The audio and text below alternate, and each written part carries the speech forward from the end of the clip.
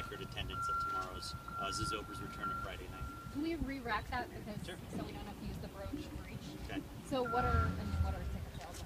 Ticket sales are on fire. In fact, we actually reached 10,000 tickets, and that's a record for us. The previous record was about 1,800. So to be at 10,000 tickets at this point, we expect record attendance tomorrow. So why do you think it's so high? You know, I think that people wanted Zozobra on Friday, and Zozobra's triumphant return to a Friday has really allowed people to say, hey, I want to take the kids. It's allowed our expatriates to come back to Santa Fe to rejoin their families, and I think people love Zozobra. They wanted it on Friday, and now they got it. Of course, expecting a record crowd, a lot of precautions are being taken. What are you? Absolutely. First of all, we did an 18-month study to see whether or not a Friday night was feasible.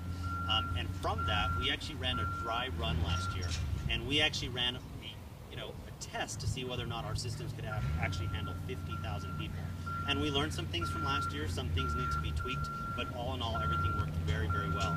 We've spent the last couple of months talking with neighbors, downtown merchants, the city of Santa Fe. We're ready to have people have a good and safe time. Okay, so Zozobra is not here today. How and when will they come here? Well, he's sleeping right now. You know, he doesn't want bags under his eyes for his big appearance tomorrow. And so he'll be arriving tomorrow about 8 a.m. He's in pieces, and we will reassemble him and hoist him up on his pole, where he'll have an amazing view of Santa Fe, and he'll watch all the revelers come in. And he actually thinks he's going to be able to get the last word this year, so we'll see whether or not that happens. Okay, and is the show going to change at all with the little gloomies and all of that, because it is going back to... You know, we're starting the 1920s, and so one of the great things about this is that we actually have an article from the New Mexican that actually chronicles the first public burning. And so there was a statement read by then a city attorney, Jack Kennedy, of all names. And so we'll be going back and revisiting that history. We also have some surprises in store. And so although Zozobra looks very different, I guarantee people that by the end of the night, Zozobra will be the Zozobra that they know. Absolutely.